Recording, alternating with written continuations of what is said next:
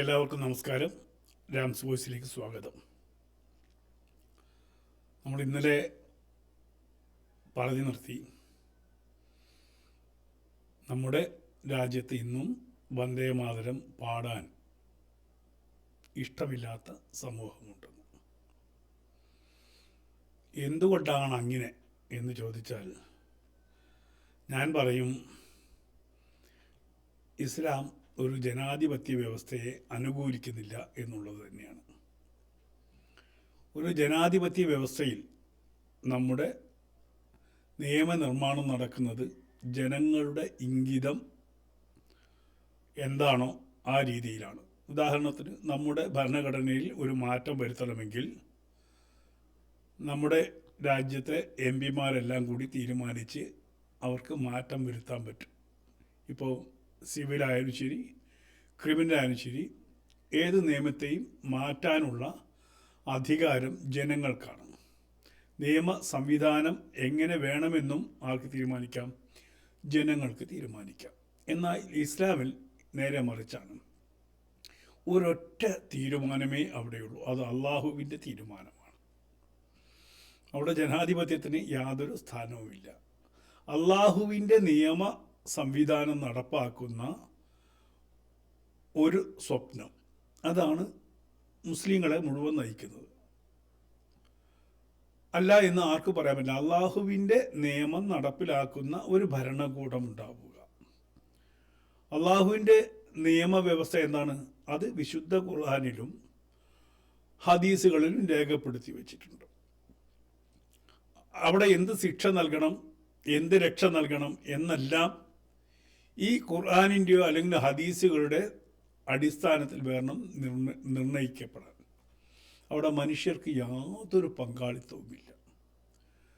മനുഷ്യ സ്വാതന്ത്ര്യത്തിന് യാതൊരു പങ്കാളിത്തവുമില്ല, അതിന് വിലയുമില്ല. അതാണ് യഥാർത്ഥത്തിലുള്ള ഇസ്ലാമിക നിയമം. ഇസ്ലാമിൻ്റെ രാജ്യം ഉണ്ടാവുക, ഇസ്ലാമിൻ്റെ ഭരണം ഉണ്ടാവുക എന്നുള്ളത് തന്നെയാണ്. അത് ഇനി എത്ര മറച്ചു വച്ചാലും ശരി. ഇപ്പോൾ ജമാഅത്തെ ഇസ്ലാമിയോട് ചോദിക്കുകയാണ്, ഞങ്ങളങ്ങനെയല്ല, ഞങ്ങൾക്ക് ജനാധിപത്യം ഉണ്ടെന്നൊക്കെ പറയും. അത് എത്ര വരെ?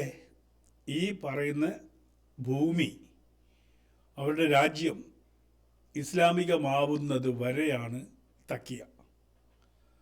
തക്കിയ എന്ന് പറഞ്ഞാൽ അറിയാലോ, ഉള്ളതിനെ മറച്ചു വെച്ച്, സത്യത്തെ മറച്ചു വെച്ച് നമ്മളെ സുഖിപ്പിക്കുന്ന വാക്കുകൾ, ചിന്തകൾ, അത് നമ്മുടെ മുമ്പിൽ പ്രകടിപ്പിക്കുന്നത് തന്നെയാണ് തക്കിയ. ആ തക്കിയയുടെ അടിസ്ഥാനത്തിൽ നമ്മളൊക്കെ തെറ്റിദ്ധരിക്കും, ഇസ്ലാമിന് അങ്ങനൊരു വ്യവസ്ഥയില്ല, അവർ ജനാധിപത്യത്തിൽ വിശ്വസിക്കുന്നവരാണ്. അവർ ജനാധിപത്യത്തിൽ വിശ്വസിക്കുന്നില്ല എന്നുള്ളതാണ് പരമാർത്ഥം.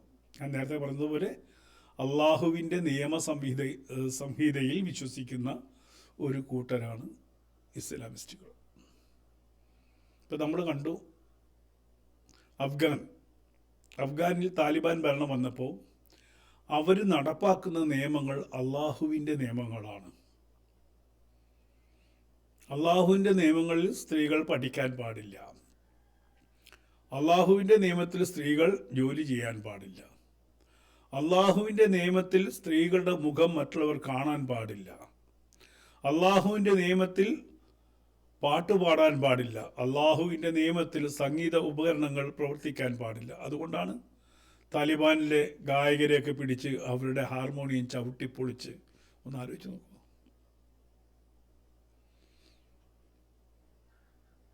അപ്പോൾ അവിടെ മറ്റ് ജനാധിപത്യത്തിനോ അല്ലെങ്കിൽ ജനാധിപത്യം തിരഞ്ഞെടുക്കുന്ന ഒരു വ്യവസ്ഥയ്ക്കോ സ്ഥാനമില്ല. ഇനി അതല്ല, താലിബാനിസത്തിൽ നിന്ന് മാറി ഇനി ജനാധിപത്യം വന്നാൽ ജനാധിപത്യത്തിന് അവിടെ മാറ്റങ്ങളുണ്ടാകും, ഭരണഘടന ഉണ്ടാകും. അപ്പോൾ ഒന്ന് ഭരണഘടന എന്നുള്ളത് നമ്മൾ എടുക്കുകയാണെങ്കിൽ, ഇന്ത്യയുടെ ഭരണഘടന യഥാർത്ഥത്തിൽ ഇസ്ലാമിന് ബാധകമല്ല. ഞാൻ വെറുതെ പറയുന്നതല്ല. ഇന്ത്യയുടെ ഭരണഘടനയല്ല ഇസ്ലാമിന്, അത് ബാധകമല്ല എന്നുള്ളത് കൊണ്ട് തന്നെയാണ് എപ്പോഴും തർക്കങ്ങൾ ഉണ്ടാകുന്നത്. ഒന്ന് നമ്മൾ ഉദാഹരണം പറഞ്ഞുതരാം. മുത്തലാഖ് വിഷയം അള്ളാഹുവിൻ്റെ ശാസനയാണ് മുത്തലാഖ് ചെയ്യാമെന്നുള്ളത്. തലാഖ് അതിന് അങ്ങനെ പാടില്ല ഇങ്ങനെ പാടുള്ളൂ എന്നുള്ളതൊക്കെ പലരും പറയുമെങ്കിലും മുത്തലാഖ് ഇസ്ലാമിൽ അനുവദനീയമാണ്.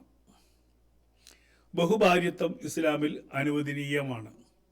അടിമത്തം ഇസ്ലാമിൽ അനുവദനീയമാണ്. ഇവിടെ ഭയങ്കര തർക്കം നടക്കുകയാണ്, അടിമത്തം ഇസ്ലാമിൽ അനുവദനീയമാണോ അല്ലയോ എന്നുള്ളത്.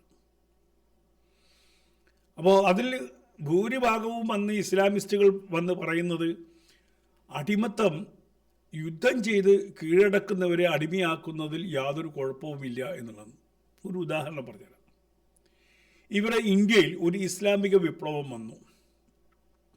ഇസ്ലാമിക വിപ്ലവം വന്ന് ഇസ്ലാം ഭരണകൂടം വന്നു കഴിഞ്ഞാൽ നിലവിലുള്ള ഹൈന്ദവർക്ക് ഒന്നുകിൽ അടിമയായി ജീവിക്കാം, പിന്നെ ഒരു ഓപ്ഷൻ പലപ്പോഴും കുറച്ച് കാലത്തേക്ക് കൊടുക്കുന്നത് ജസിയ തന്നുകൊണ്ട് ജീവിക്കാം.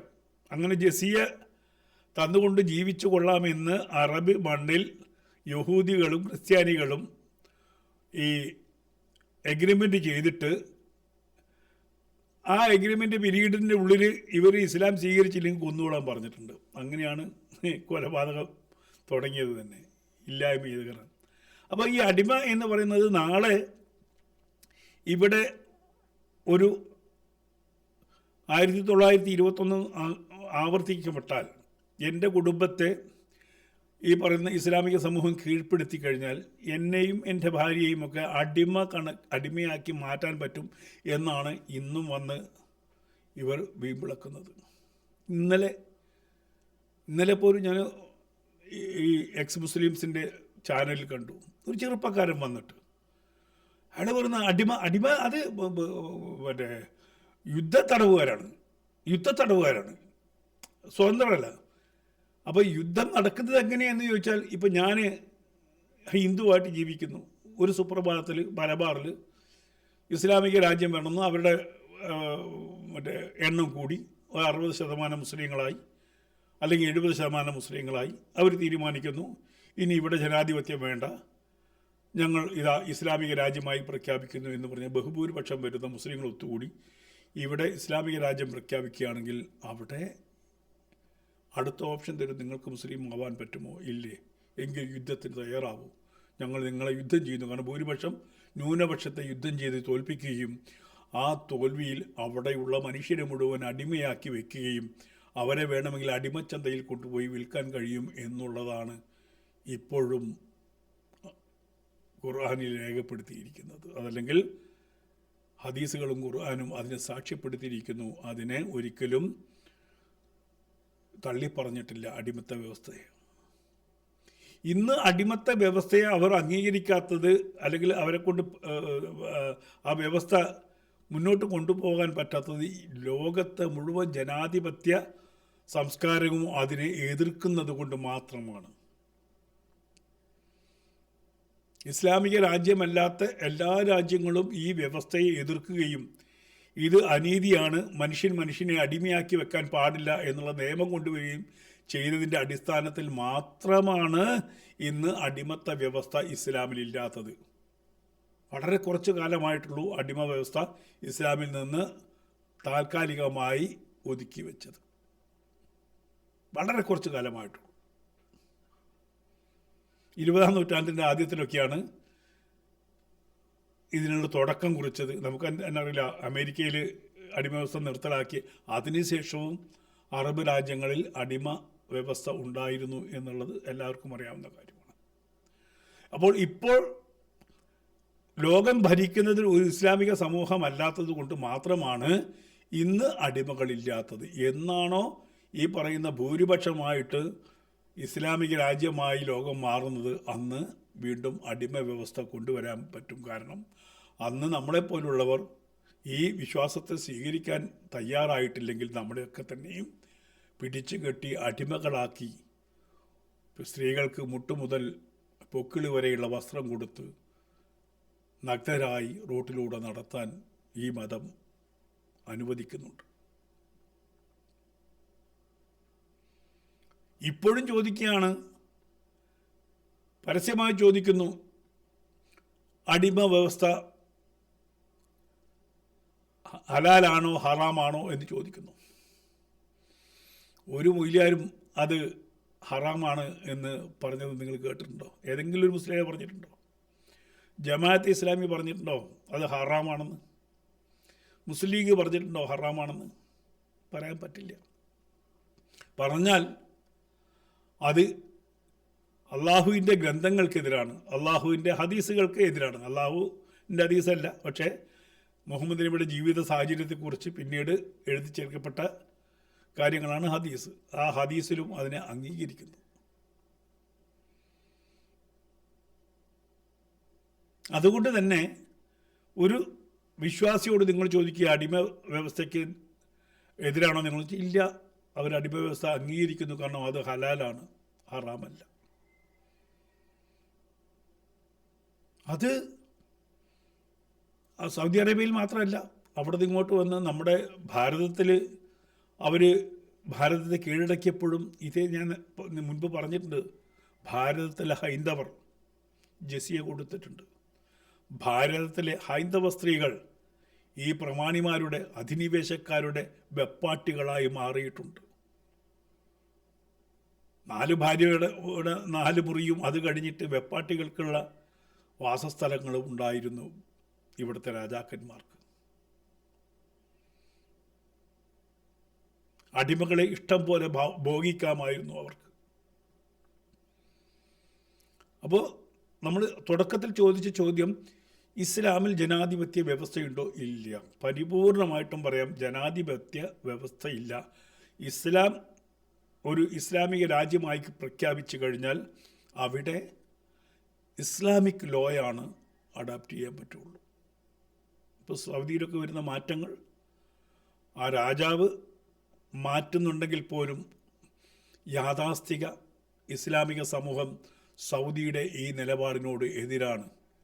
2 ദിവസം മുമ്പ് നമ്മൾ ഏഷ്യാനെറ്റിൽ നടന്ന ചാനൽ ചർച്ചയിൽ സൗദിയിൽ ഇങ്ങനെ മാറ്റങ്ങൾ വരുന്നുണ്ടല്ലോ എന്ന് ചോദിച്ചപ്പോൾ ഒരു മുസ്ലിയാർ, ഒരു മൊല്ലാക്ക, ആരായിക്കോട്ടെ, അദ്ദേഹം പറഞ്ഞത് സൗദിയാണോ ഇസ്ലാമിൻ്റെ അവസാന വാക്കെന്ന്.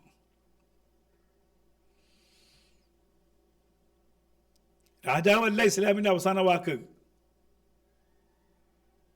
അവരെ സംബന്ധിച്ചുള്ള അവസാന വാക്ക് അള്ളാഹു മാത്രമാണ്.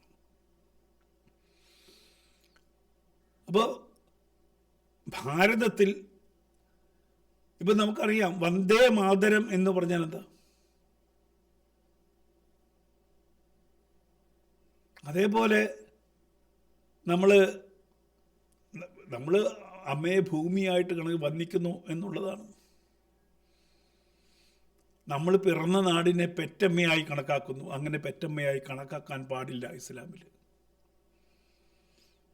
ഒരു അധികാരിയെയും അംഗീകരിക്കാൻ പാടില്ല, അവർക്ക് മുമ്പിൽ തലകുനിക്കാൻ പാടില്ല, സെല്യൂട്ട് ചെയ്യാൻ പാടില്ല, പാദനമസ്കാരം ചെയ്യാൻ പാടില്ല. കാരണം അവർ മനുഷ്യരാണ്. ഏകനായിട്ടുള്ള ഇലാഹിന് മാത്രം, ആ ഇലാഹിൻ്റെ മുന്നിൽ മാത്രം തലകുനിക്കുക, മറ്റൊരു ഓഫീസറുടെ മുമ്പിൽ തലകുനിക്കാൻ ഇസ്ലാം പഠിപ്പിക്കുന്നില്ല. അള്ളാഹുവിനെ മാത്രമാണ് അംഗീകരിക്കുകയും അതല്ലെങ്കിൽ അടിമയായിട്ട് നമുക്ക് മാറണമെങ്കിൽ അള്ളാഹുവിൻ്റെ അടിമയായിട്ട് മാത്രമേ മാറാൻ കഴിയുള്ളൂ. ഇതാണ് ഈ വ്യവസ്ഥ. അതുകൊണ്ട് തന്നെയാണ് വന്ദേ മാതരം പാടാൻ അവർ തയ്യാറാവാത്തത്. പണ്ട് നമ്മൾ ഞാനൊക്കെ കുഞ്ഞുനാളിൽ പാടിയ ഗീതങ്ങൾ പിന്നീട് ഈ ഇസ്ലാമിക സമൂഹത്തിൻ്റെ എതിർപ്പ് കാരണം നിർത്തലാക്കിയിട്ടുണ്ട്. ഞാനിതെല്ലാം പറഞ്ഞതുപോലെ ഭഗവത്ഗീത ഈ ഭാരതത്തിൻ്റെ ഗ്രന്ഥമാണ്. അത് പാഠശാലകളിൽ പഠിപ്പിക്കണമെന്ന് പറഞ്ഞാൽ ഇന്ന് ആദ്യം ബഹളം വയ്ക്കുന്നത് ഇസ്ലാമിക സമൂഹമായിരിക്കും. എന്തുകൊണ്ടാണ്? ഭഗവത്ഗീത യഥാർത്ഥത്തിൽ ഒരു മതഗ്രന്ഥമല്ല. ഇവരത് വായിച്ചിട്ടില്ല.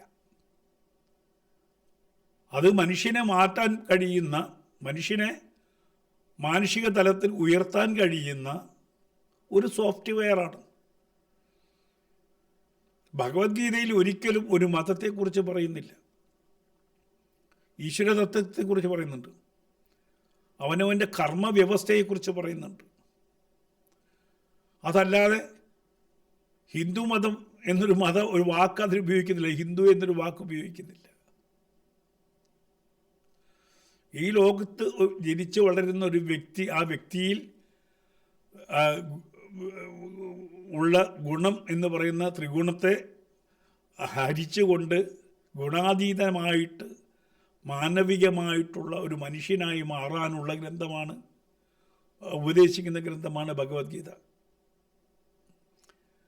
ഇപ്പോൾ അടുത്ത കാലത്ത് നാസർ കൊടിമരം അദ്ദേഹം അറിഞ്ഞോ അറിയാതെയോ അദ്ദേഹത്തിൻ്റെ സങ്കല്പത്തെക്കുറിച്ച് പറഞ്ഞു കേട്ടു. എല്ലാത്തിലുമുള്ളൊരു ശക്തി, അതിന് ഒരു പ്രത്യേകിച്ച് പേരോ കാര്യങ്ങളോ ഒന്നുമില്ല, നമ്മളിലൊക്കെ ഉള്ള ഒരു ശക്തി. ആ വിശേഷം, ആ ശക്തി വിശേഷത്തെ നമുക്ക് വേണമെങ്കിൽ ഈശ്വരനെ എന്ന് വിളിക്കാമെന്ന് അദ്ദേഹം പറഞ്ഞു. സത്യത്തിൽ ഭഗവത്ഗീതയുടെ അടിസ്ഥാന തത്വമാണ്. പലപ്പോഴും എനിക്ക് തോന്നിയിട്ടുണ്ട് ഈ എക്സ് മുസ്ലിംസ് ഒന്നും ഇത് വായിച്ചിട്ടില്ല, ഗൗരവത്തോടെ വായിച്ചിട്ടില്ല.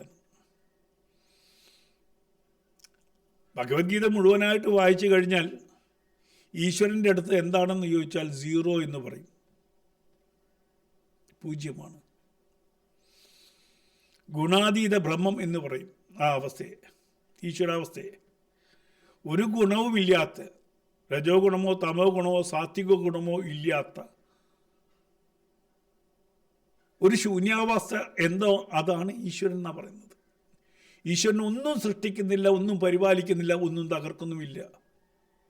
രസകരമായിട്ടാണ് ഭഗവത്ഗീതയുടെ ഈ അതിൻ്റെ ഏറ്റവും അവസാനമായിട്ട് ഭഗവത്ഗീതയിൽ നിന്ന് എന്താ ഉൾക്കൊള്ളാൻ പറ്റുക എന്ന് ചോദിച്ചാൽ അത് തന്നെയാണ് ഞാൻ കണ്ടെത്തിയ ഏറ്റവും വലിയ പരമതത്വം. അതാണ് ഈശ്വരൻ എന്ന് പറയുന്നത് ഒരു ഹേതു മാത്രമാണ്, ശൂന്യതയാണ് അവിടെ, ഒരു വാക്വമാണ്. പിന്നെ സൃഷ്ടിക്കുന്നത് അത് പ്രകൃതിയാണെന്നാണ് ഭഗവത്ഗീത പറയുന്നത്. പ്രകൃതിയിലെ പുരുഷ സ്ത്രീ സങ്കല്പങ്ങൾ തന്നെയാണ് സൃഷ്ടിയുടെ. ആ സൃഷ്ടിയിൽ ഈ ഈശ്വരന് യാതൊരു പങ്കാളിത്തമില്ല. ഈശ്വരന് നമ്മുടെ പ്രാർത്ഥന വേണ്ട, ഈശ്വരന് നമ്മുടെ കൈനീട്ടം വേണ്ട, ഈശ്വരന് നമ്മുടെ നേർച്ച കാഴ്ചകൾ വേണ്ട. കാരണം അതൊന്നും സ്വീകരിക്കാനുള്ള ഒരു മനസ്സ് ഈശ്വരനില്ല. ഒരു ഗുണം വേണമല്ലോ നമുക്ക് ഒരു കാര്യങ്ങൾ സ്വീകരിക്കണമെങ്കിൽ. ഒരു രജോ ഗുണമുണ്ടെങ്കിൽ നമുക്ക് സമ്പത്തിനെ സ്വീകരിക്കാനുള്ള ഒരു പ്രവണതയുണ്ടാകും. തമോ ഗുണമുണ്ടെങ്കിൽ നമുക്ക് ലഹരി സ്വീകരിക്കാനുള്ള പ്രവണതയുണ്ടാകും. സാത്വികമാണെങ്കിൽ നമുക്ക് അനുഗ്രഹ ഭാഷണങ്ങൾ സ്വീകരിക്കാനുള്ള ഒരു ഭാവമുണ്ടാവും. ഇതൊന്നുമില്ലെങ്കിലോ ഒന്നും സ്വീകരിക്കാനുള്ള ഒരു മനസ്ഥിതിയില്ല. ഒന്നിനെക്കുറിച്ചും നമ്മുടെയൊക്കെ മനുഷ്യൻ്റെ ആത്യന്തികമായിട്ടുള്ള ഒരു ലക്ഷ്യം എന്ന് പറയുന്നത് അത് തന്നെയാണ്. ഒന്നിനെക്കുറിച്ചും ബോധേടാവാണ്ടിട്ടുള്ള ഒരു ശാന്തമായ അവസ്ഥ, ഒന്നിനെക്കുറിച്ചും വേവലാതിപ്പെടാനുള്ള മനസ്സില്ലാത്തൊരവസ്ഥയുണ്ടല്ലോ. ഈ പ്രകൃതിയെ മുഴുവൻ സ്നേഹിച്ചുകൊണ്ട്, ഈ പ്രപഞ്ചത്തിലെ സകലതിനെയും സ്നേഹിച്ചുകൊണ്ട്, ഞാൻ അതിൻ്റെ ഒരു ഭാഗം മാത്രമാണെന്ന് അറിഞ്ഞുകൊണ്ട് ഒന്നിനെയും ഹനിക്കാതെയുള്ള ഒരു ജീവിത വ്യവസ്ഥ എന്തോ അതാണ് ഭഗവാൻ നമുക്ക് പറഞ്ഞു തരുന്നത്. ഇന്ന ദൈവങ്ങളെ വിളിക്കൂ, നീ ശിവനെ വിളിക്കൂ, നീ പാർവതിയെ വിളിക്കൂ എന്നൊന്നും പറയാത്ത ഒരു പ്രാർത്ഥനയും, നീ ആരെ വിളിച്ചാലും ആ പ്രാർത്ഥനകളെല്ലാം എന്നിലേക്കാണ് വന്നു ചേരുന്നത് എന്ന് പറയുന്ന ഒരവസ്ഥ എനിക്ക് അത്ഭുതപ്പെട്ടു. അതുവരെ ഉണ്ടായിരുന്ന എൻ്റെ ഈശ്വര സങ്കല്പം മുഴുവനും ഉടച്ചു വാർത്തത് ഭഗവത്ഗീതയാണ്. അങ്ങനെ ഒരു ശക്തി സ്രോതസ് കാരണം മാത്രമാണ് നമ്മുടെ ഒന്നും ജീവിതത്തിൽ ഇടപെടാനോ നമ്മളിൽ നിന്ന് എന്തെങ്കിലും ചോദിച്ചു വാങ്ങാനോ ഉള്ള ഒരു ശക്തിവിശേഷം ഈശ്വരനില്ല എന്ന് ഭഗവത്ഗീതയാണ് പറഞ്ഞു തരുന്നത്. ലോകത്തിലെ സകല വിശ്വാസ പ്രമാണങ്ങളെയും അംഗീകരിക്കാൻ പഠിപ്പിക്കുന്നത് ഭഗവത്ഗീതയാണ്. ആ ഗ്രന്ഥം നമ്മുടെ കുട്ടികൾ പഠിച്ചാൽ അവർക്ക് മാനസികമായിട്ടുള്ള വളർച്ചയുണ്ടാവും, ഒരു സംശയമില്ല. സംശയങ്ങൾ ദൂരീകരിക്കപ്പെടും, ഒരു സംശയമില്ല. പലപ്പോഴും ഈ ഹൈന്ദവ വിരുദ്ധതയുള്ളത് കൊണ്ട് ഈ പറയുന്ന കമ്മ്യൂണിസ്റ്റുകാരും ചിന്തകന്മാരും എളുപ്പത്തിൽ എത്തിപ്പിടിക്കാൻ പറ്റുന്ന ഗ്രന്ഥങ്ങളെ എടുക്കുകയും അതിലെ പോരായ്മകൾ ചൂണ്ടിക്കാണിച്ച് ഹൈന്ദവ സമൂഹത്തെ മൊത്തം മോശമായി ചിത്രീകരിക്കുന്നതും നമ്മൾ കണ്ടിട്ടുണ്ട്.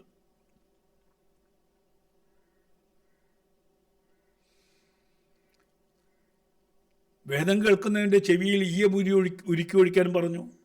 ശൂദ്രൻ ഒന്നിനും അർഹനല്ല എന്നുള്ള തരത്തിലുള്ള ഗ്രന്ഥങ്ങൾ. അതേ സമയത്ത് തിരിച്ച് ഭഗവത്ഗീത വായിച്ചു കഴിഞ്ഞാൽ ഈ പറയുന്ന വേദങ്ങളുടെ സാരാംശമാണ്. അതിലിതൊന്നും കാണാനുമില്ല. ഇന്ന് കമ്മ്യൂണിസ്റ്റുകാരും ഈ പറയുന്ന മുസ്ലിം തീവ്രവാദികളും വായിച്ചിട്ടുള്ള ഗ്രന്ഥം ഏതാണ് ഹിന്ദുവിൻ്റെ എന്ന് ചോദിച്ചാൽ അപ്പം പറയാം ഈ ഗ്രന്ഥമാണ്, മനുസ്മൃതിയാണ്. അടുത്ത കാലത്ത് ഞാൻ വായിച്ചു മനുസ്മൃതി രചിക്കപ്പെട്ടത് ബ്രിട്ടീഷുകാരുടെ സമയത്താണെന്ന് പോലും കേട്ടു. ഇപ്പോഴുള്ള കാരണം ഒറിജിനൽ മനുസ്മൃതി ആരിടത്തും ഇല്ല.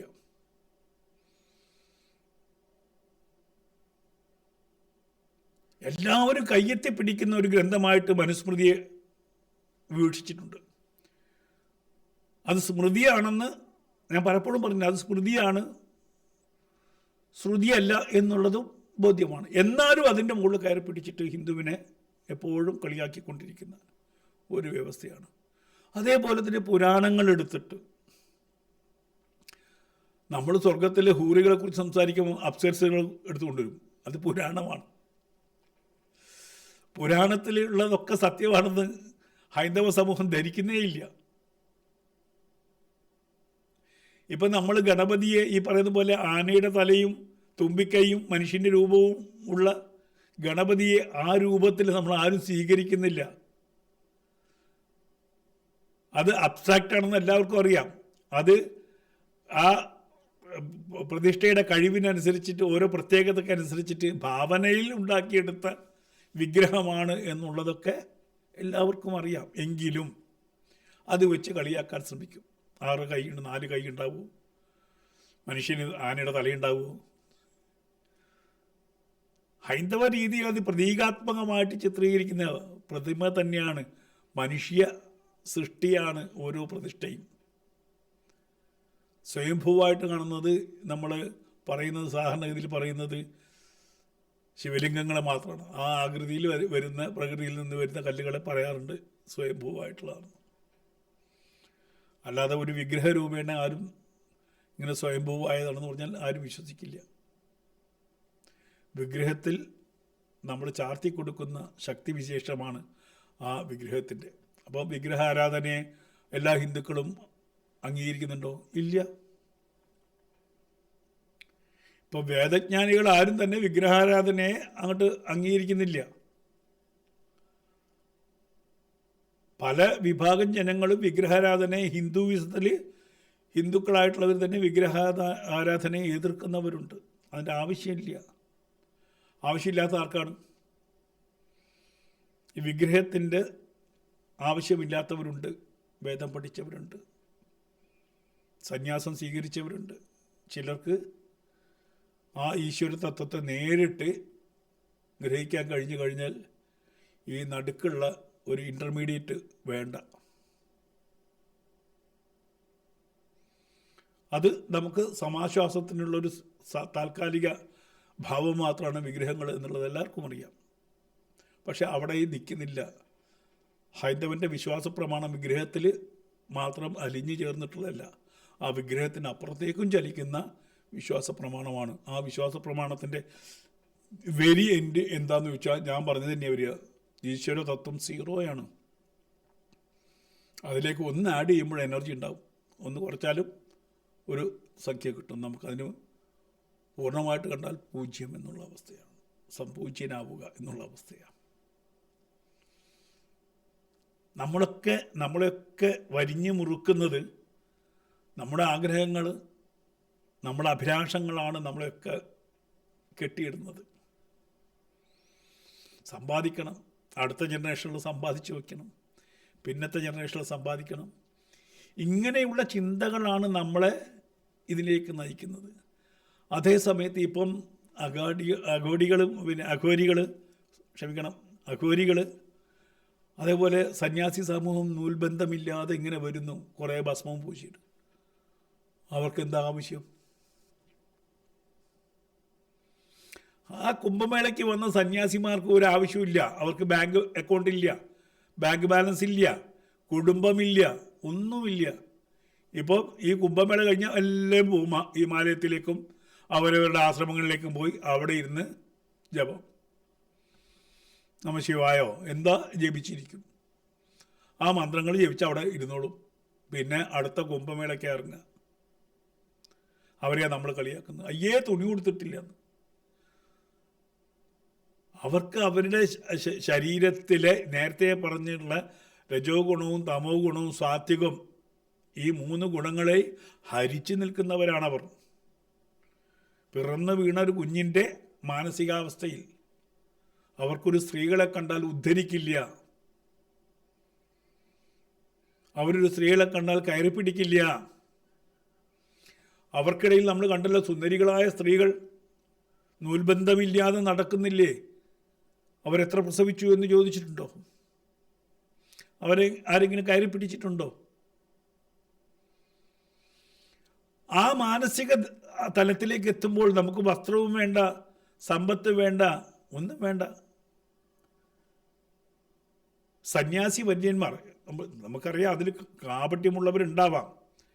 യഥാർത്ഥ സന്യാസി വര്യന്മാർ അവർക്ക് കിട്ടുന്നത് സൂക്ഷിച്ച് വെക്കാറില്ല. എന്നെ ഏറ്റവും ഉദാഹരണം, ഞാൻ എപ്പോഴും പോകുന്ന എൻ്റെ ഗുരുനാഥൻ്റെ അടുത്ത്, ചിദാനന്ദപുരി സ്വാമിജിയുടെ അടുത്ത്. അപ്പോൾ സ്വാമിജി ഒരു വട്ടം കറങ്ങി 10-20 ദിവസം യാത്ര കഴിഞ്ഞ് വരുമ്പോൾ ചിലപ്പോൾ ഞാൻ അവിടെ ഉണ്ടാവും, ആ ദിവസമായിരിക്കും ഞാൻ അവിടെ ഉണ്ടാവുക. അപ്പോൾ ഈ പോയിടത്തുനിന്നൊക്കെ ദക്ഷിണ കിട്ടും. സന്യാസിക്ക് അങ്ങനെ ഉണ്ടല്ലോ, സന്യാസി എവിടെ ചെന്നാലും ദക്ഷിണ കൊടുക്കും. അതെല്ലാം കൂടി ഇങ്ങനെ പൊതിയാക്കി വെച്ചിട്ടുണ്ടാവും. പൊതിയാക്കി ടേബിളിൻ്റെ അടിയിൽ വെക്കും. സ്വാമിജി അവിടെ വന്നിരിക്കേണ്ട സമയം, സ്വാമിജി എത്തിയെന്ന് പറഞ്ഞാൽ ആൾക്കാർ വരും, സ്വാമിജി മരുന്ന് വാങ്ങിച്ചില്ല, ആണോ, എത്ര വേണ്ടി വരും, അതെടുത്ത് കൊടുത്തു, കുറച്ച് കൊടുത്തു. തൊട്ട് പുറകെ ടെസ്റ്റ് നടത്താൻ പറഞ്ഞിട്ടുണ്ട്, ആണോ, ഒരു കാര്യം ചെയ്യുമോ, ഇന്ന പോലെ അവിടെ ഞാൻ എത്തിച്ചോളാം, കാര്യങ്ങളൊക്കെ ചെയ്തോളൂ. ശരിക്കും പറഞ്ഞാൽ ഞാൻ അവിടെ ഇരിക്കുന്ന 1-2 മണിക്കൂറിനുള്ളിൽ തന്നെ അദ്ദേഹം ഈ 10 ദിവസം കിട്ടിയ ഈ പറയുന്ന ദക്ഷിണ അവിടെ തീരുകയാണ്. എൻ്റെ കൈമുമ്പിൽ വെച്ച് തീരും. അത് കഴിയുമ്പോൾ അവിടെ കുറച്ച് ഫ്രൂട്ട്സ്, ആരെങ്കിലും കൊടുത്ത ഫ്രൂട്ട്സോ കാര്യങ്ങളോ അത് വരുന്നവർക്ക് കൊടുക്കും. ഒരു സിംഹാസനവും ഇല്ല. കിട്ടിയതൊക്കെ അവിടെ ബിൽഡിംഗ് ആയിട്ടുണ്ട്. ആർക്കാണ് അവിടെ? കുറേ അന്തേവാസികളുണ്ട്, പ്രായമുള്ളവരുണ്ട്, മെൻ്റലി സുഖമില്ലാത്തവരുണ്ട്. ഞാൻ പോയാൽ എനിക്ക് ഭക്ഷണം തരണം, ഇതൊക്കെ നടക്കുന്നുണ്ട്. എല്ലാ കൊല്ലവും കടം കൂടിക്കൂടി വരുന്നുണ്ട് സ്വാമിജിക്ക്, അതും അറിയാം. അപ്പോൾ യഥാർത്ഥ സന്യാസിമാരെ നമ്മൾ കാണുമ്പോൾ അവർക്ക് ഈ സമ്പത്തിലൊന്നും ഒരു കാര്യമില്ല. വരും, അതവിടെ ഉണ്ടാവും. ട്രസ്റ്റ് ഉണ്ടെങ്കിൽ ട്രസ്റ്റിലുണ്ടാവും. ഒരു AC മുറിയിൽ പോലും ഇരിക്കുന്ന AC ഇടാറില്ല ചിലർ. സൗകര്യങ്ങളൊക്കെ ഉണ്ടാവും, ഭക്തർ കൊണ്ട് കൊടുക്കുന്ന ഉപയോഗിക്കാറില്ല. ഇപ്പോൾ കുംഭമേള കഴിഞ്ഞാൽ എല്ലാവരും പോകുന്നത് എവിടേക്കാണ്? ഹിമാലയത്തിലേക്ക് പോകും. കുറേ എണ്ണം പോയിട്ട് എന്താ ചെയ്യുന്നത്? അവിടെ ആ നല്ല കൊടും തണുപ്പത്ത് ഇതേപോലെ വിവസ്ത്രരായിട്ട് മഞ്ഞിൻ്റെ മുകളിലിരിക്കും. ഇവരെ കുറ്റപ്പെടുത്തുന്നവർക്ക് ഒന്ന് നടന്നു പോകാം, ഹിമാലയം കയറാം, ശാരീരികമായി ക്ഷമതയുണ്ടെങ്കിൽ കയറാം. എനിക്കൊക്കെ, ഞാൻ നിർഭാഗ്യവാനാണ്, ആയ സമയത്ത് ഇതിനൊക്കെ പുച്ഛിച്ച് നടന്ന ആളാണ്. അന്ന് ഞാൻ ഇതിനെ അറിഞ്ഞിരുന്നെങ്കിൽ, എൻ്റെ യൗവനത്തിൽ ഞാൻ ഇതിനെ അറിഞ്ഞിരുന്നെങ്കിൽ ഞാൻ ഓടിക്കയറിപ്പോയതിനെ ഹിമാലയത്തിൽ കാണാൻ വേണ്ടിയിട്ട്. ഇന്ന് ഞാൻ വൃദ്ധനായിരിക്കുന്നു, എൻ്റെ കാൽമുട്ടുകൾക്ക് പഴയ ശക്തിയില്ല, അതുകൊണ്ട് എനിക്ക് ഓടിക്കയറാൻ പറ്റില്ല. അല്ലെങ്കിൽ ഈ പറയുന്ന ഹിമാലയത്തിൻ്റെ സാനുക്കളിലിരിക്കുന്ന സന്യാസിമാരെ കണ്ട് ഒന്ന് കാൽ തൊട്ട് തൊഴാൻ കഴിഞ്ഞേനെ. അപ്പോൾ അവരുടെ നഗ്നതയെ പരിഹസിക്കുന്നവരാണ് ഇന്ന് ഏറ്റവും കൂടുതൽ. ഞാൻ പറഞ്ഞു വന്നത് നേരെ. അപ്പോൾ ഇവിടുത്തെ സന്യാസി സമൂഹത്തിന് എന്താണ് പ്രകൃതിയിലെ കാര്യം? അവർ പ്രകൃതിയിലെ കാര്യമുള്ളൂ, അവർക്ക് മറ്റൊന്നിലും കാര്യമില്ല. അനീതി ഉണ്ടായാൽ അവർ പറയും, ഒത്തുകൂടും. ഹൈന്ദവ സമൂഹത്തിന് ഒരു ദുഷ്ഗതി വന്നു കഴിഞ്ഞാൽ അവരുണ്ടാവും. അതിൽ വെറും സന്യാസിമാരില്ല, ആയുധമുള്ള സന്യാസിമാരുണ്ട്. അവരുടെ ധർമ്മത്തെ രക്ഷിക്കാൻ വേണ്ടി അവർ പുറത്തേക്കിറങ്ങും. അതവരുടെ അവകാശമാണ്. അവരുടെ ധർമ്മത്തെ ആരെങ്കിലും ആക്രമിക്കാൻ ശ്രമിച്ചാൽ ആ ധർമ്മത്തെ സംരക്ഷിക്കാൻ വേണ്ടി അവർ ഇറങ്ങും. അത് ധർമ്മിഷ്ഠൻ്റെ ആവശ്യമാണ്. ഞാൻ പറഞ്ഞു വന്നത്, ഗീതയെന്ന് നമ്മൾ തുടങ്ങിയത്, ആ ഗീത നമ്മുടെ ഈശ്വര തത്വം കണ്ടെത്താവുന്ന, ഏതൊരു മനുഷ്യനും കണ്ടെത്താവുന്ന ഒരു ഗ്രന്ഥം നമുക്ക് പഠിക്കാൻ പാടില്ല. നമ്മുടെ ഗ്രന്ഥം നമ്മുടെ ഭാരതത്തിൻ്റെ കണ്ടെത്തലുകളൊന്നും തന്നെ നമുക്ക് പഠിക്കാൻ പറ്റില്ല. നമ്മുടെ ഭാരതം മാത്തമാറ്റിക്സിലാണെങ്കിലും ശരി, ഈ മെഡിസിനിലാണെങ്കിൽ ശരി, ആകാശത്തെ ഗ്രഹങ്ങളെക്കുറിച്ചാണെങ്കിൽ ശരി, നൂറ്റാണ്ടുകൾക്ക് മുമ്പ് തന്നെ പഠിച്ചിട്ടുണ്ട്. ഗ്രഹങ്ങളെക്കുറിച്ച് അന്വേഷണം നടത്തിയിട്ടുണ്ട്. ഭൂമി ഉരുണ്ടതാണെന്ന് പറഞ്ഞിട്ടുണ്ട്. ആറ്റം എന്നൊരു വാക്ക് ആധുനിക ശാസ്ത്രത്തിലില്ല. അണു എന്ന് ഭാരതീയ സംസ്കൃതിയിലാണ് ഉണ്ടായത്. അണു.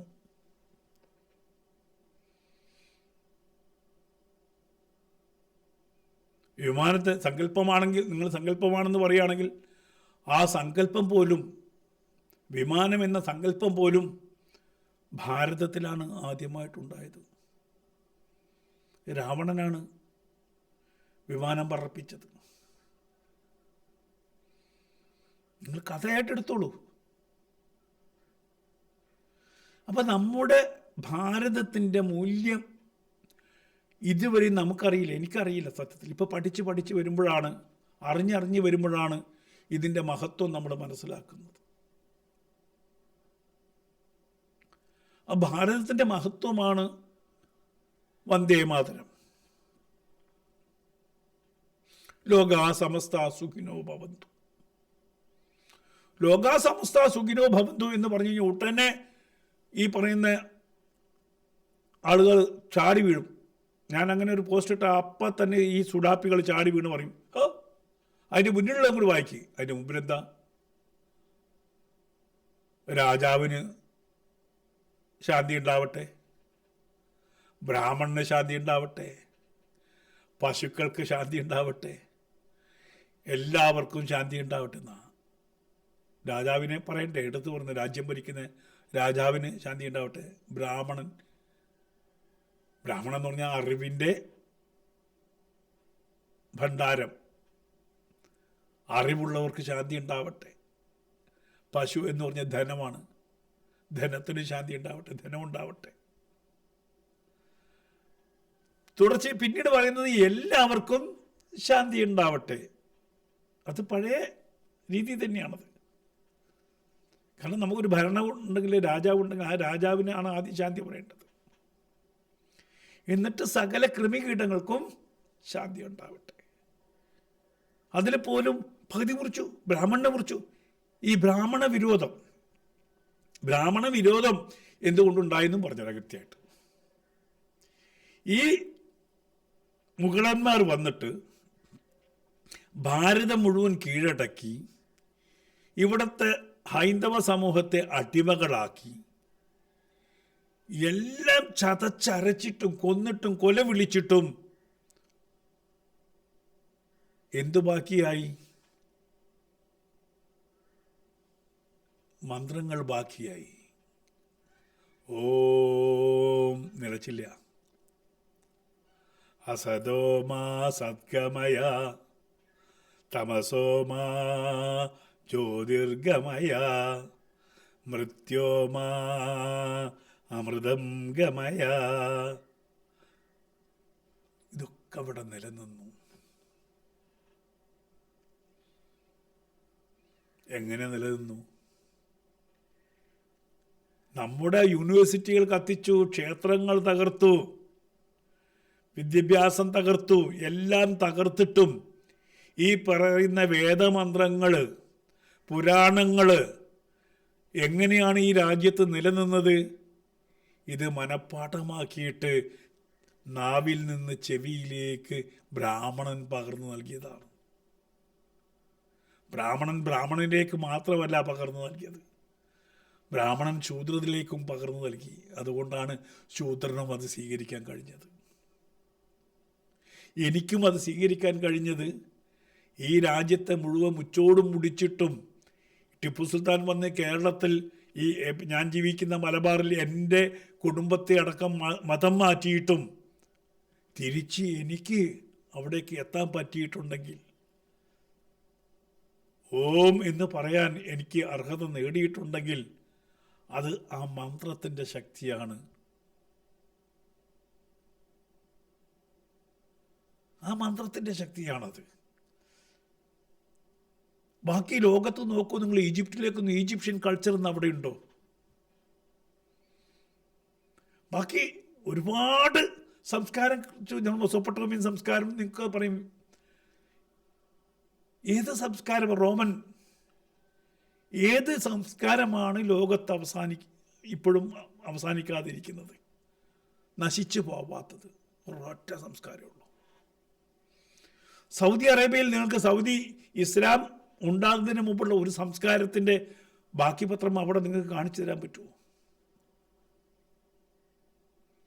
ഭാരതത്തിൽ അതങ്ങനെ തന്നെ നിലനിൽക്കുന്നു. ഈ അധിനിവേശക്കാർ വന്ന് ക്ഷേത്രങ്ങൾ തകർത്തു, നമ്മുടെ പാഠശാലകൾ തകർത്തു, നമ്മുടെ വിശ്വാസ പ്രമാണങ്ങളിൽ വെള്ളം ചേർത്തു, അവർക്കനുസരിച്ചുള്ള വേദപാഠങ്ങൾ ഉണ്ടാക്കി. ഇതൊക്കെ ചെയ്തും അടിമയായി ഭരിച്ചിട്ടും ഇവിടെ ഇത് നിലനിന്നു.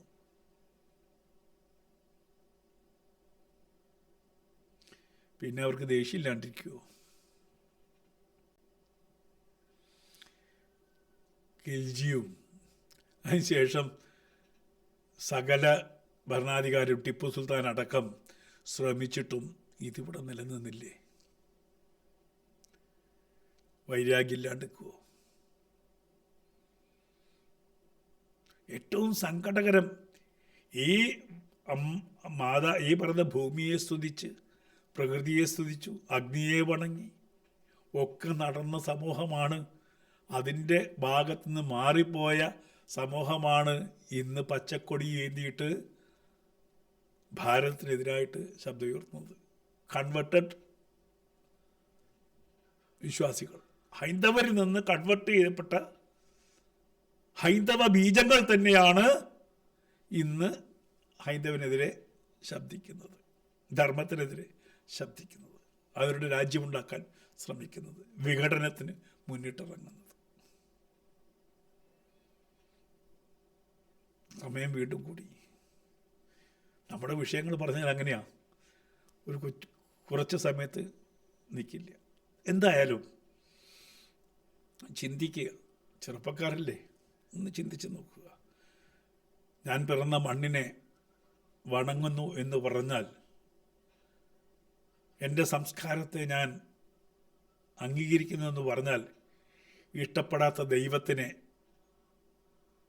വണങ്ങുന്നതിനേക്കാൾ നല്ലത് അതിനെ ഉപേക്ഷിക്കുന്നതാണ്. ഏതെങ്കിലും ഈശ്വരനുണ്ടാവുമോ? ഈശ്വര തത്വമുണ്ടാവുമോ? പിറന്ന മണ്ണിനെ നീ സ്നേഹിക്കരുതെന്ന് പറയുന്ന ഈശ്വരനുണ്ടാവുമോ? ആ സംസ്കാരത്തെ നശിപ്പിക്കണം എന്ന് പറയുന്നത്, അപ്പോൾ ഈശ്വരൻ്റെ ഗുണം എന്താണെന്ന് ആലോചിച്ച് നോക്കൂ. നന്മയെ ഇല്ലാതാക്കുന്ന ഈശ്വര വിശ്വാസം എന്തായിരിക്കും? ഞാൻ ഇന്ന് തൽക്കാലം നിർത്തുക, നമുക്ക് വീണ്ടും തുടരാം. ഒന്ന് ചിന്തിക്കാൻ. ഞാൻ എന്തിനാണ് ഇപ്പോൾ വന്ന് ഫേസ്ബുക്കിൽ പറയുന്നത് അല്ലെങ്കിൽ യൂട്യൂബിൽ സംസാരിക്കുന്നത്? സ്വന്തം ബോധം കൊണ്ടൊന്ന് ചിന്തിച്ച് മനസ്സിലാക്കാനുള്ള, ഈ പറയുന്ന തീവ്രമായ വിഷം കലർന്ന ചിന്താഗതിയിൽ നിന്ന് സമൂഹം ഒന്ന് മാറി ചിന്തിക്കാൻ വേണ്ടി തന്നെയാണ് ഞങ്ങൾ ശബ്ദമുയർത്തുന്നത്. എൻ്റെ ഭാരതം എനിക്ക് വലുതാണ്, എൻ്റെ സംസ്കൃതി എനിക്ക് വലുതാണ്. ഞാൻ അതിനെ വണങ്ങുക തന്നെ ചെയ്യും, നെഞ്ചോട് ചേർക്കുക തന്നെ ചെയ്യും. നന്ദി, നമസ്കാരം. വീണ്ടും കാണാം. എല്ലാവരും ഒന്ന് സബ്സ്ക്രൈബ് ചെയ്യണം, ലൈക്ക് ചെയ്യണം.